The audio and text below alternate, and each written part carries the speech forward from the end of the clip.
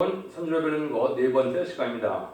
오늘 에레미야 예언을 통하여 참담한 멸망과 새 소망에 대해서 심판의 환란과 회복에 대해서 변론해 보도록 하겠습니다. 예언하는 뜻은 어째야 이런 일이 있을 수 있는가? 이것은 아주 비탄 또 통탄 아주 참담한 멸망이 올 것을 알려주고 있는데요. 여러분이 아시는 것처럼 BC 586년에 바벨론에서 남유다가 멸망한 그 직후에 참상을 말씀하신 건데요. 이런 참상을 왜 예언서에 원했을 때는 인간 영혼의 심판의 환란 때 이런 일이 또 일어날 것을 보여준 것이다. 이렇게 볼 수 있는 것이죠. 그렇지만 하나님께서는 이제는 멸망이 목적이 아니기 때문에 회복시켜서 완전한 성도의 나라, 그리스도의 나라, 에덴 동산의 축복을 다시 줄 것을 말씀하신 것이고, 예루살렘이 멸망하였다가 회복된 것처럼 인간 정문에도 심판의 환란은 불가하고 오지만은 이것이 회복되어서 세계의 축복을 드릴 것을 말씀하신 것이다. 이렇게 볼 수가 있습니다. 그래서 한국은 선주국가로 예정되어 있기 때문에 아주 환란의 피해는 크겠지만 하나님께서는 선주국가, 지도국가 또 종교국으로서의 삶을 살아갈 수 있고 그러한 재림들을 영접할 복음을 전하는 사명을 맡은 민족이다. 이렇게 볼 수 있는데요. 그래서 이제는 죽장고 새 시작하고 죽장과 필요성 전하는 말세의 꿈의 비를 온 땅에 전해서 순종하는 자들로 이제는 남은 백성을 삼아서 에덴 동산의 축복을 주시고자 하는 하나님의 섭리고요. 순종치 않은 자들은 심판의 환란 재앙에 망할 수밖에 없다는 것이 하나님의 말씀이다. 이렇게 볼 수가 있는 것이죠. 그래서 하나님께서는 이 세상을 창조한 것이 완전한 성도의 나라, 그리스도의 나라를 이루어서 완전한 축복을 주고자 하는 것이 하나님의 뜻이다. 이렇게 볼 수가 있는 것이죠. 그래서 이제 요절을 한번 살펴보신다면 3장 22절, 23절이라고 볼 수 있는데요. 여호와의 자비와 긍휼이 무궁하심으로 우리가 전멸되지 아니하니라. 이것이 아침마다 새로우니 제 성실이 크도소이다. 그래서 하나님께서는 이렇게 이제 참된 교와 참된 종들을 통하여 새로운 교회 역사를 통하여 알고 모르는 역사 속에 이제는 다 망하진 않고 남은 백성으로 세세의 축복을 이루어서 한국은 특별히 아까 말씀드린 것처럼 선주국의 삶을 감당케 하실 거다. 이렇게 볼 수가 있죠. 그런데 심판의 환란이라는 것은 인간의 생각과는 다르게 이사야 64장 3절에 보면 주께서 강림하사 우리의 생각밖에 두려운 일을 행하시던 그때를 말했는데 인간의 생각밖에 일들이 벌어진다 이 말이죠. 이것은 이제 예수님께서 마태복음 24장 21절에는 창세에 이르는 환란이 오겠다 이렇게 말씀을 하셨고요. 또 다니엘서 12장 1절에도 보면 내 민족을 호하는 대군 미갈이 일어날 것인데 이제 계곡이 없는 환란이 일어난다 이렇게 또 말씀하셨죠. 또 이것이 요엘서 2장 1절 2절에 보면 자국이라는 환란이라 전무후무한 환란이 된다 이런 말씀하셨죠. 이것은 이제 한국의 선주과의 심판의 환란을 뜻한 것이고 이제 예언서에서는 남북전쟁과 3차 대전과 아마겟돈이 예언되어 있죠. 그래서 그런 남북전쟁인 선주과 환란에 대한 부분이다 이렇게 말씀을 드릴 수가 있습니다. 이 말씀은 어려운 것은 아니지만은 본문을 통하여 얼마나 참담한 멸망이 오고 그 중에서도 또 소망을 갖게 하는 것, 회개하는 것 이것을 우리가 배우게 되는데요. 이런 일들이 불언간에 벌어질 것이다 이렇게 볼 수가 있습니다. 1장에서는 예루살렘의 슬픔을 이제 말씀을 하시죠. 1장 11절입니다. 그 모든 백성이 생명을 소동시키려고 보물로 식물을 바꾸었더니 지금도 단식하며 양식을 구하나이다. 나는 비트나오니 여호와여 나를 공고하옵소서. 그래서 이제 식량난이 와서 이렇게 보물로 식량을 바꿔먹는 그런 시대였다 이렇게 말씀을 볼 수가 있고요. 17절 20절에 보면 또 많은 참담한 모습이 나타나고 있죠. 시온아 두 손을 폈으나 의로할 자가 없도다. 여호와께서 야곱의 사면에 있는 자를 명하여 야곱의 대적이 되게 하셨으니 예루살렘은 저희 가운데 불결한 자 같도다. 여호와는 의로우시도다. 내가 여호와의 명령을 거역하였도다. 너의 모든 백성들은 내 말을 듣고 내 근심을 볼지어다. 나의 처녀와 소년들이 사로잡혀 갔도다. 내가 내 사랑하는 자를 불렀으니 너희가 나를 속였으며 나의 제자들과 장로들을 소송시킬 식물을 구하다가 성중에서 기절하였도다. 여호와여 들어가 보옵소서. 내가 혼란 중에서 마음이 괴롭고 마음이 번민하오니 나의 패역이 심히 크미니이다. 밖으로 칼에 살육이 있고 집에는 사망 같은 것이 있나이다. 그래서 이것은 하나님의 말씀에 불순종함으로 이러한 심판의 환란이 왔다. 이걸 보여주는 건데 바벨론이 이제 3차에서 3차를 통해서 예루살렘을 공격했는데요. 3차 때 완전히 멸망하는 때 참상을 이렇게 말씀하시고 있다. 이렇게 볼 수 있는 거죠. 2장입니다. 2장에서는 예루살렘에 대하여 하나님이 진노하셨음을 나타나는데요. 하나님의 말씀을 순종치 않는 그런 백성이 됐다. 음란부에 사치 타락하고 목이 곧은 백성이 되어서 결국 멸망을 맞이할 수밖에 없었던 내용.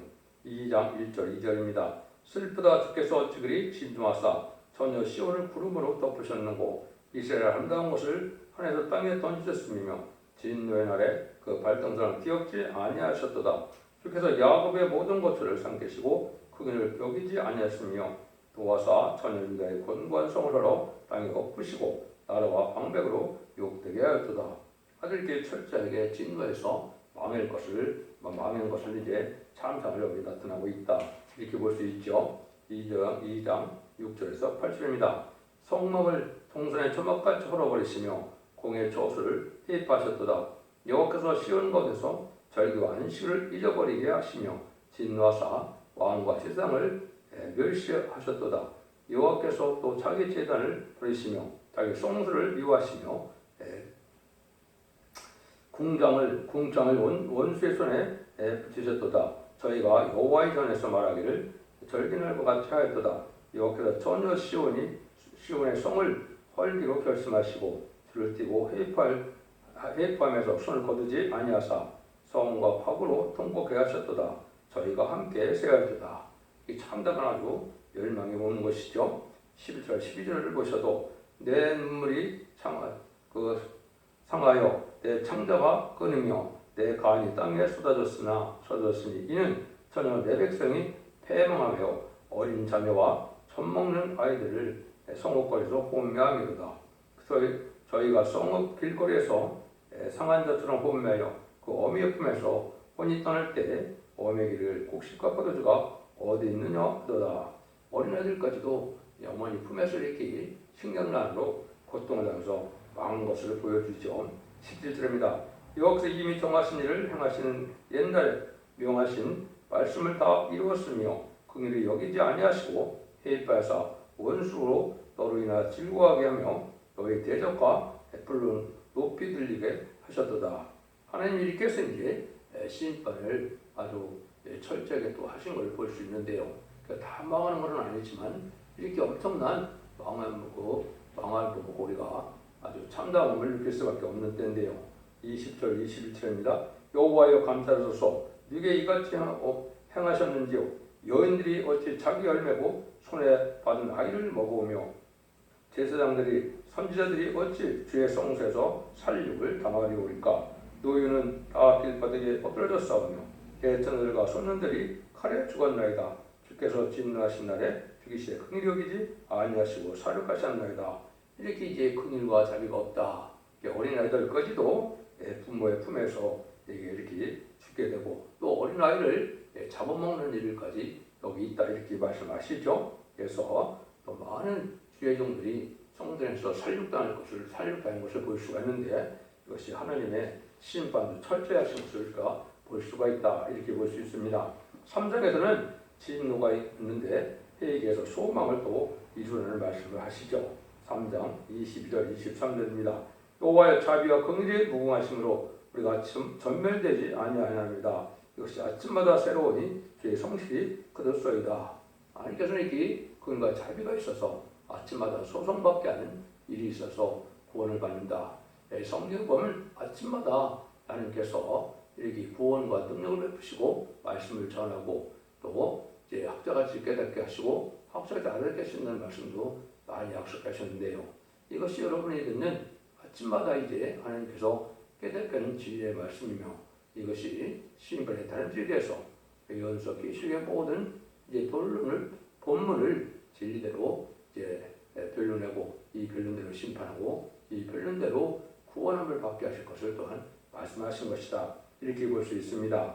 3장 26절입니다. 요 사람이 여호와의 구원을 바라고 잠잠히 기다림이 좋도다.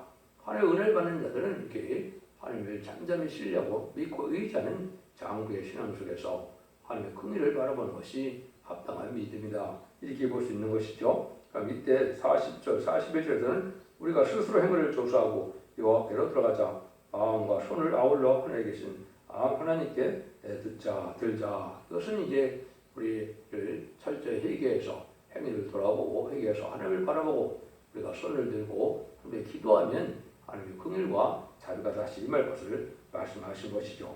44에서 47절입니다. 주께서 부름으로 스스로 가려오사 기도로 상달지 못되게 하시고 우리를 열방 가운데서 진교와 폐해물을 삼으셨으므로 우리가 모든 대적이 우리를 향하여 입을 크게 벌렸나이다. 두려움과 함정과 잔해와 멸망이 우리에게 임하였도다.